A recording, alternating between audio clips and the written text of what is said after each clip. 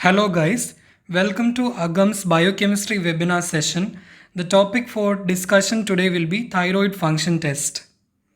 So first of all I want to tell you why thyroid gland is very important to a medical student or even to a clinician. Right from the first year to final year, thyroid gland is a topic which comes in almost every subject. If you look at anatomy, the thyroid gland anatomy, its relations, blood supply, and clinical aspect is an important university essay. In physiology, also, the physiological aspect of thyroid, like hormone synthesis and the functions of T3 and T4, is an important university essay. And this was asked for the 2017 batch as their university essay. In biochemistry, again, thyroid function test is an important short note. Coming to our second year subjects, the pharmacology deals with many thyroid conditions and its treatment. Anti-thyroid drug is an important essay.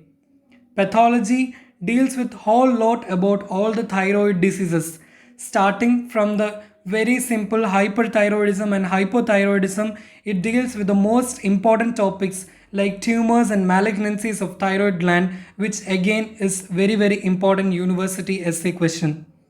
In third year, ophthalmology deals with certain eye signs which is seen in hyperthyroidism. Again, coming to final year subjects, surgery, thyroid gland is a very important long case in your practical exam as well as important for university theory.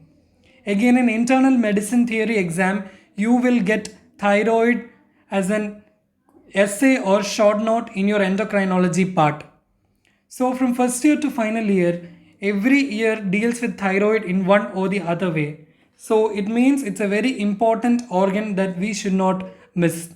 Even for your postgraduate entrance exams, thyroid is very important. Last year AIMS, there was a question on retrosternal goiter and Pemberton sign. So this tells us about the immense importance of thyroid being a medical student. And what is a doctor? We know that thyroid is a very common problem among the Indian population. As a medical student itself, you would have faced certain situations like your relatives or neighbor coming to you with a thyroid function test report and asking your opinion. So it's very important that you should know about this gland in all its detail. So let's go into the details of thyroid gland and thyroid function test. Before going into the thyroid function test, I would like to discuss the anatomy of thyroid gland in short. You know that thyroid is an endocrine gland which consists of two lobes, the right and the left lobe, and a middle part called the isthmus, and again an additional lobe which is the pyramidal lobe. Coming to the blood supply of thyroid gland, the thyroid gland has immense vascular supply which is contributed by superior thyroid artery, inferior thyroid artery and the middle thyroid artery. Again, there can be additional supply like thyroidia ima artery. Looking at the venous supply, we have superior thyroid vein, middle thyroid vein and the inferior thyroid veins. So that's all about the basic anatomy about thyroid gland. Remaining in detail you can learn in your anatomy classes. Let's look at the basic thyroid hormone physiology. So we know the thyroid gland synthesizes basically two hormones, that is the T3 and the T4. This hormone is synthesized from thyroid with the help of stimulus by the thyroid stimulating hormone, which is in turn secreted by the anterior pituitary. And we know that anterior pituitary is under the stimulation of hypothalamus, which releases the hormone, thyroid releasing hormone. So let me repeat it. Hypothalamus secretes a hormone, thyrotropin releasing hormone, the TRH. This in turn goes and stimulates your anterior pituitary. This anterior pituitary will release another hormone called as TSH, or the thyroid stimulating hormone. Thyroid stimulating hormone will go and stimulate your thyroid gland to produce the thyroid hormones T3 and T4. And there are certain factors that stimulate your thyroid gland like low BMR, leptin and alpha melanocyte stimulating hormone. And certain factors like excess iodine intake, stress, somatostatin, glucocorticoids and dopamine can cause inhibition of the hypothalamo-pituitary axis. So this is a basic hormonal secretion physiology of the thyroid gland. And all these hormones are under feedback mechanism. That is, the increase in T3 or T4 can cause a negative feedback or inhibition of the anterior pituitary and reduce the secretion of thyroid stimulating hormone. That's all about the basic physiology of the thyroid hormone. Now let's look at the synthesis of thyroid hormones. Coming to the synthesis, it is very important to understand the thyroid function test, as well as in pharmacology, you need to understand the action of various drugs. So understanding the basic biochemistry and physiology behind any concept is very important before you learn about the diseases and the treatment. So before going to the details, let me tell you that thyroid gland consists of large number of follicles called as the thyroid follicles. And these follicles are lined by follicular epithelium. And we know that depending on the activity of the epithelium, there are different types of epithelium in the thyroid gland like squamous, cuboidal or columnar depending upon the activity of the thyroid follicle, whether it is mildly active, moderately active or highly active thyroid follicle. The type of the epithelium lining the follicle will also change. So what I have drawn here is a typical thyroid follicle, and these are the lining epithelium, and into the follicle it will secrete the colloid. Into the follicle it will secrete the colloid, and the colloid consists of the hormones T3, T4 along with the thyroglobulin. Now let us look at the synthesis steps. We have so many steps: iodine uptake, oxidation of iodine, iodination, coupling reaction, storage, utilization, hydrolysis, release, salvaging of iodine, transport of the thyroid hormones and catabolism of thyroid hormones. So let us see every step in detail. What is a normal required daily allowance of iodine? We need around 150 to 200 microgram per day of iodine for the normal functioning. Actually, physiology says that excessive iodine intake and reduced iodine intake can both cause inhibition of T3 and T4 synthesis. I repeat, excessive iodine intake as well as reduction in the intake of iodine can both cause inhibition of thyroid hormones and it will lead to hypothyroidism. This is called as Wolff-Chaikoff effect, and you will learn about these effects in detail in your physiology lessons. And there are certain substances that inhibit the thyroid hormone synthesis, and they are called as goitrogens. They are called as goitrogens. These goitrogens are present in certain food substances like mustard seeds. It inhibits the iodine uptake and therefore prevent the synthesis of T3 and T4. So they are known as goitrogens because it induces goiter formation by inhibiting the utilization and uptake of iodine by the thyroid follicle. Now let us see this concept with the help of a schematic diagram. The iodine which is present in the plasma. From food that we take, we get iodine. What are the iodine-rich foods? Especially the iodinated salt, mineral water and vegetables. These are the main sources of the mineral iodine. So the plasma now contains the iodide which has been absorbed from the gastrointestinal tract. Now this iodide should go inside the thyroid follicle for the synthesis of the T3 and T4. So iodide will be uptaken by the thyroid follicle. So this part is the plasma and this is the follicular cell. From the plasma, the iodide now goes into the follicular cell. This is known as uptake of iodine. Now the next important process is oxidation. The iodine in the form of iodide cannot be utilized for the process of thyroid hormone synthesis. So this iodide or I minus will be converted to iodine for the synthesis of various thyroid hormones. This is catalyzed by the help of an enzyme known as peroxidase. So peroxidase is an enzyme which causes the oxidation of iodide to iodine within the follicular cells. Now the next important step in the formation of iodine is iodination.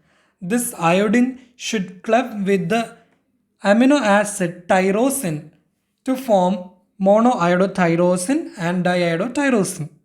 We know that tyrosine is an important amino acid for the synthesis of T3 and T4. The iodine that is formed within the follicular cell will combine with the tyrosine to form monoiodotyrosine and diiodotyrosine. From the name itself, it is clear that MIT contains only a single iodine molecule, while DIT contains two iodine molecules. So this reaction is done with the help of the enzyme iodinase. It occurs with the help of the enzyme iodinase. And all these processes happens within the thyroid follicular cells within a thyroid protein which is called as thyroglobulin. Thyroglobulin is a large protein which is present inside the thyroid follicle where all these processes take place. Now what happens? DIT and MIT can combine together to form T3 or triiodothyronine. Two DIT molecule can combine to form tetraiodothyronine. So the thyroid hormones has been synthesized due to various combinations of clubbing between DIT and MIT. Now we have the thyroid hormones T3 and T4. So the body secretes 99% T4 and only 1% T3 is synthesized.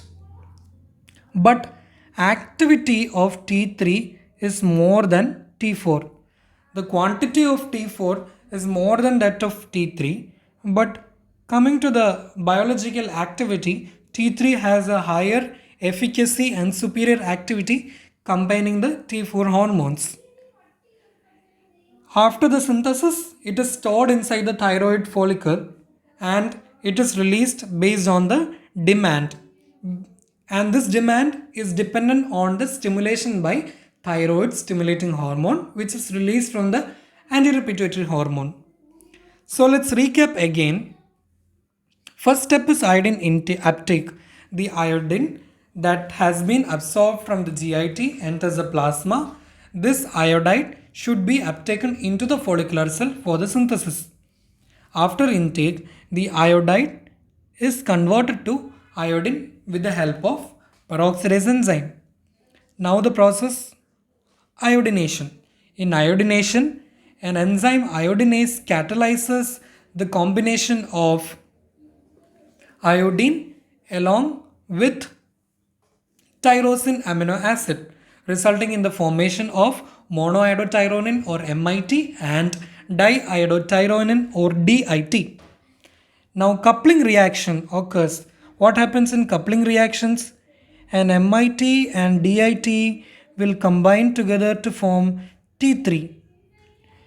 DIT, two molecules of DIT will combine to form T4. So this is the basic coupling reaction that is happening. And the next step is storage. The thyroid hormone synthesized will be stored in the thyroglobulin or the colloid of the thyroid follicle. And the next steps include utilization, hydrolysis and release. Based on the stimulation from TSH hormone, there will be utilization and releasing of the thyroid hormones. And next step is the salvaging of iodine. And another important step is transport of the thyroid hormones. So we know that thyroid hormone transport is mediated basically by three molecules. One is thyroid binding globulin or the TBG, which is the important transporter, and the next one is prealbumin or transthyretin, and the next one is albumin. So what are the molecules which is involved in the transport of thyroid hormone? Thyroid binding globulin, prealbumin or transthyretin, and albumin. Albumin you will see very detail in your plasma protein session, and transthyretin is an important transport molecule. There are university questions based on what are the different types of transport molecules. So you can write about TBG and transthyretin and albumin in such questions. And transthyretin is also an important acute phase protein. Now we have completed the thyroid hormone synthesis, and one enzyme which I missed to say is deiodinase enzyme. Deiodinase, the 5' deiodinase, which helps in the salvaging of the iodine. This step, salvaging of the iodine. So 5' deiodinase is an important enzyme. Now, coming on to the thyroid function test. Now we have learned the basic physiology and anatomy of the thyroid gland. Now let us look the thyroid function test. So we take the serum sample from the patient and send it to the lab for the thyroid function test. In the lab, what are the techniques that is used to find this? There are various techniques like the radioimmunoassay, the enzyme linked immunosorbent assay, and the chemiluminescent assay. What is the most preferred technique and the gold standard technique used in most of the laboratories and higher setup is the chemiluminescent assay or the CLIA. This is the most advanced and the gold standard technique for analysis of the thyroid hormones or the thyroid function test. Now, a patient is coming to your OPD with features of hyperthyroidism. You want to confirm the diagnosis. What do? You ask the patient to go to the biochemistry lab, give the serum sample for the thyroid function test. So, what all are the components of the thyroid function test? The main component of the thyroid function test is free T3, T4 and plasma TSH. These two are the main things that any thyroid function test will basically contain. Other tests are usually not done very commonly, but still they can be done in certain particular situations or if there are particular indications. So free T3, T4 and the plasma TSH can also be analyzed. Another important thing is the binding protein. The thyroid binding protein can be analyzed, but it is not done now. This thing is not done now because we know that nowadays we have techniques to analyze the free T3 and T4, the unbound form of T3 and T4 present in the plasma. So there is absolutely no need of doing binding protein assay. We are not doing binding protein assay nowadays. Another most important test is a thyroid releasing hormone response test. Now listen to me carefully. In TRH response test, what do we do is we give the patient TRH hormone. So we know that TRH will stimulate the production of TSH, which in turn stimulates the production of T3 and T4. This is what happens in a normal individual. So this test is done to analyze if there is any problem to the hypothalamo-pituitary axis. So let's see what happens in an underlying pathological condition. If you take hyperthyroidism, there will be excessive secretion of the hormones T3 and T4.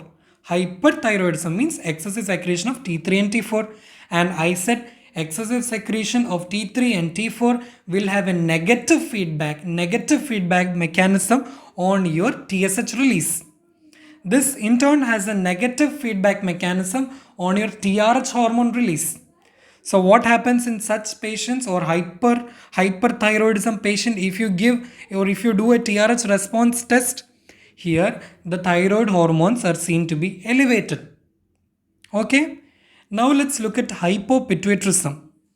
Here the pituitary gland has subnormal function or reduced function, thus called hypopituitarism. So the even if we give TRH hormone, there will be no effect or there will be subnormal level of thyroid hormones. That is, the subnormal activity of pituitary gland will not respond to the TRH response test. And the next one is in hypothyroidism, we can see an aggravated response, and there will be aggravated response is seen in primary hypothyroidism, and negative feedback of T4 is reduced. If you look at hyperthyroidism, T3, T4 will be elevated. In hypopituitarism, there will be no effect or the enzymes will remain subnormal because the pituitary gland will not respond to the TRH response test. And in hypothyroidism, the hormone levels will be reduced. Another important test is radioactive iodine uptake. This is basically done in surgical causes of hypothyroidism, like to see the tumors or a solitary thyroid nodule, all those things, where we do radioactive iodine uptake and thyroid scanning with technetium 99, TC99 scanning can be done. Technetium 99 scanning can be done. Again, coming to another thing is the detection of thyroid antibodies. Thyroid antibodies can be assayed in case of certain autoimmune diseases which is concerning the thyroid, like Hashimoto's autoimmune thyroiditis or the Graves' disease.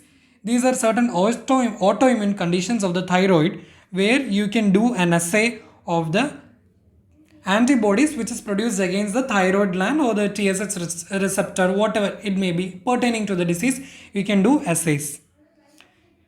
Another thing that we can do in a thyroid function test is cholesterol, but it is not very important because it is a very non-specific finding and it does not have any diagnostic significance.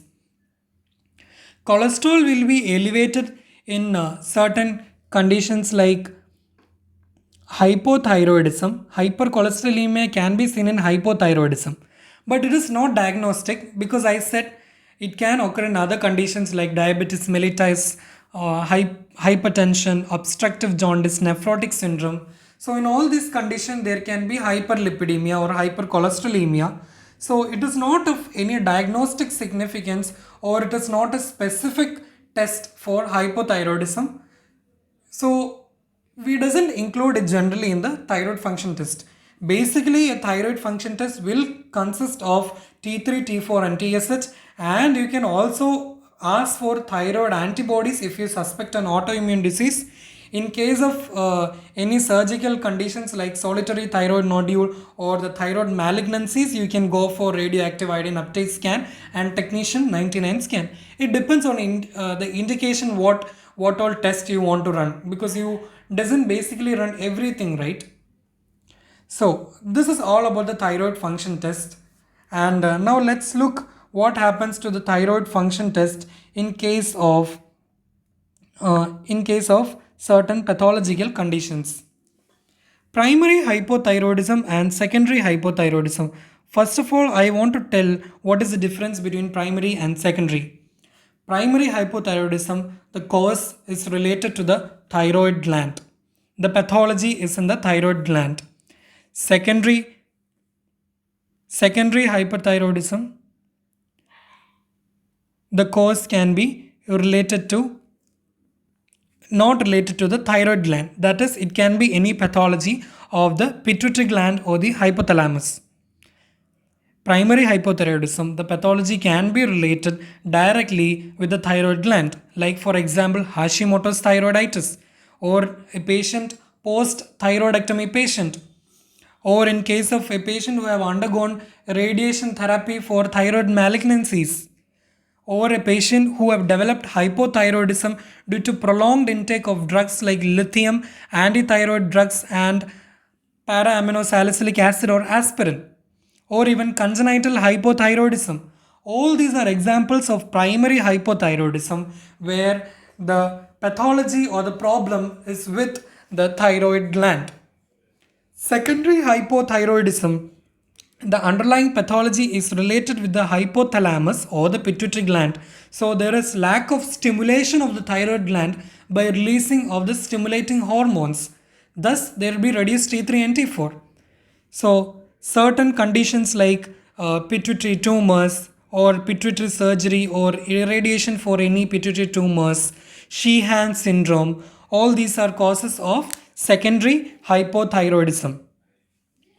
So the name hypothyroidism itself signifies that there is reduced synthesis of the thyroid hormones. So T3 and T4 will be decreased in such cases, irrespective whether it is primary or secondary.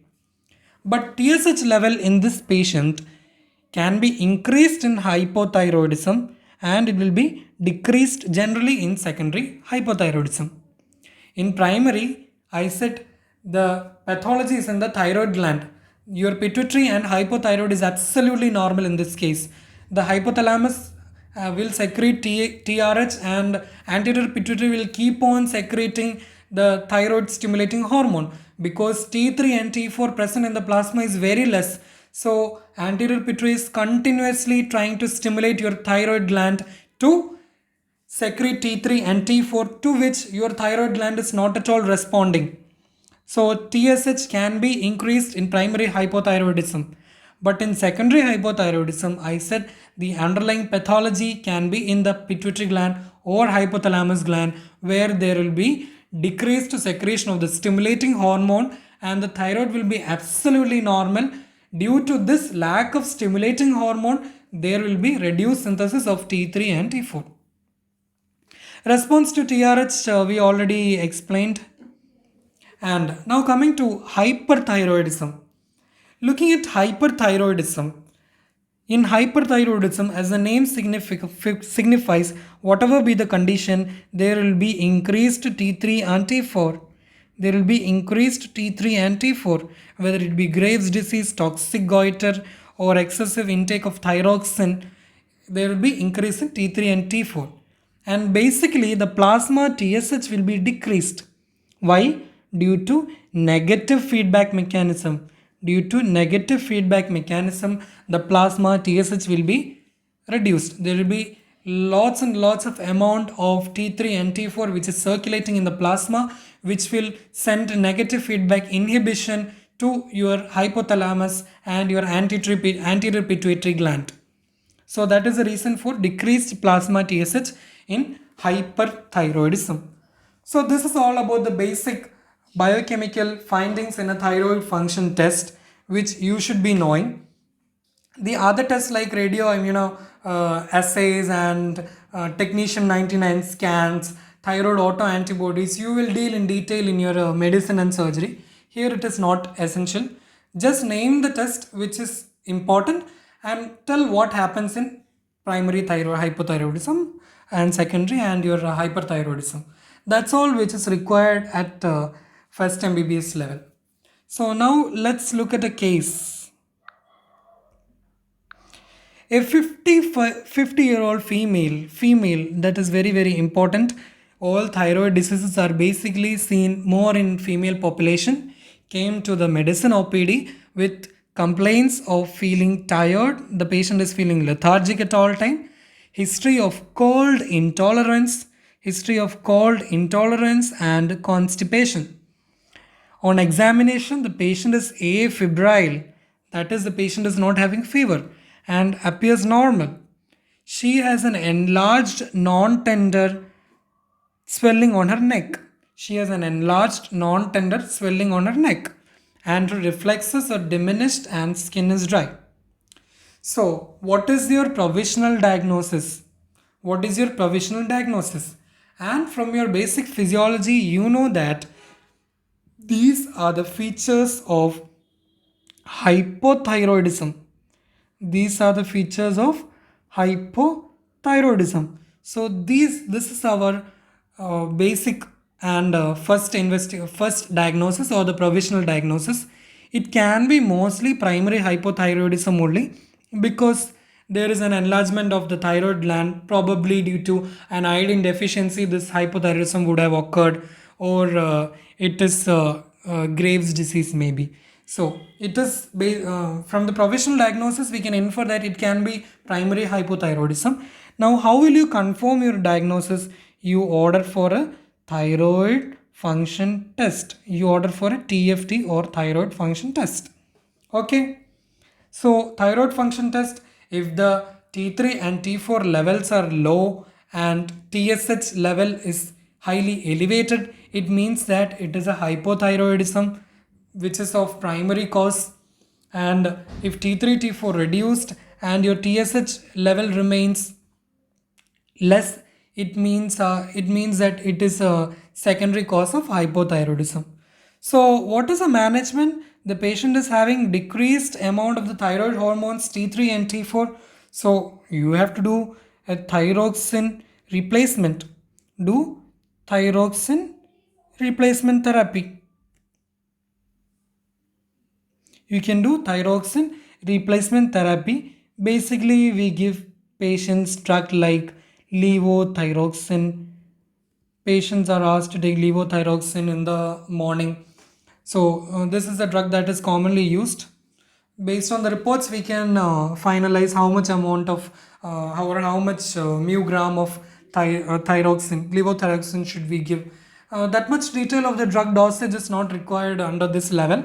That's all about this case. Now let us move to the next clinical scenario.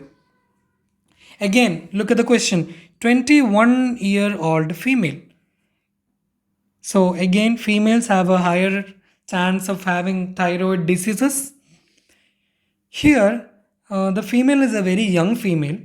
She came to the endocrinology OPD with intermittent palpitations, tremors, heat intolerance. So these are exactly opposite to what we see in case number 1. There we had cold intolerance and here we have heat intolerance. On examination, the patient had tachycardia. What is tachycardia? Your heart rate or pulse rate more than 100 per minute is called tachycardia, and less than 60 is considered to be bradycardia. So 60 to 100 is basically the normal limit of your heart rate or pulse rate. Basically, students do a blunder. Many of them say it's 72. No, you can't say so. If a patient comes with 70 pulse rate, will you say it is abnormal or it is bradycardia? No, you can't say so. So the limit or normal limit for heart rate is 60 to 100. Below that or above that will result in brady and tachy respectively. Again, most of the cases, pulse rate and heart rate will be synonymous and it will be the same. Only it will change in certain conditions like atrial fibrillation, where we will have pulse deficit. That is, there will be less than 10 variation in heart rate minus pulse rate. So that much detail of pulse deficit and atrial fibrillation is not required now, but just understand anyway. Now, the patient has a diffused enlargement of thyroid gland without retrosternal extension or bruit. What is a bruit? Bruit is a palpable, bruit is the basically when people ask what is the difference between a murmur and a bruit, we say that a murmur you will always auscultate on precordium, and anywhere else you get a sound similar to murmur on the body is called as a bruit. Basically, bruit is due to abnormal flow of blood through the vessels, and if you auscultate over the vessel, you can hear some sounds, and due to the abnormal flow of the blood. So murmur is an abnormal flow of blood against the valves in the heart, which can be heard over the precordium, and bruit is basically that you can be auscultate in any other region other than the precordium, where we have blood vessels.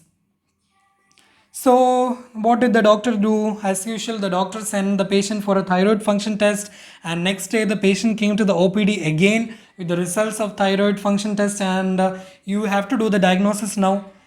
See, here I have given the normal values in these questions because basically if you look at any lab report of thyroid function test, every time the lab will give the normal value, because the normal value of thyroid function test changes with the technique used, whether they use CLIA or ELISA, because all labs are not yet come to CLIA. It's a very hi-fi technique. So depending on the lab and the type of the technique that they are using, the normal value have slight variation. That's why I did not give you the normal values.